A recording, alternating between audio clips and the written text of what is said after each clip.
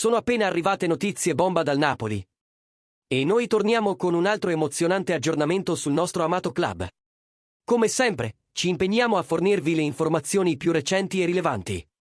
Prima di tuffarci in questo elettrizzante argomento, ricordatevi di mettere mi piace al canale e di iscrivervi per non perdervi nessuna novità.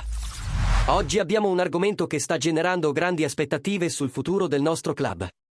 Dietro le quinte del Napoli sta nascendo qualcosa di straordinario.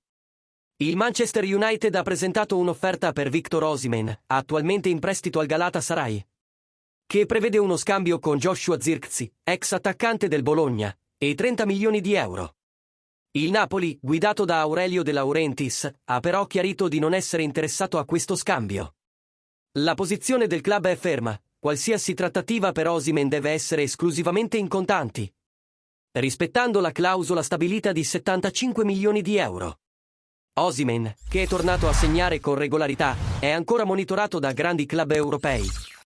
Ma il Napoli intende utilizzare l'intero importo della sua eventuale cessione per reinvestire strategicamente nel mercato dei trasferimenti, concentrandosi sulla costruzione di una squadra ancora più competitiva per la prossima stagione.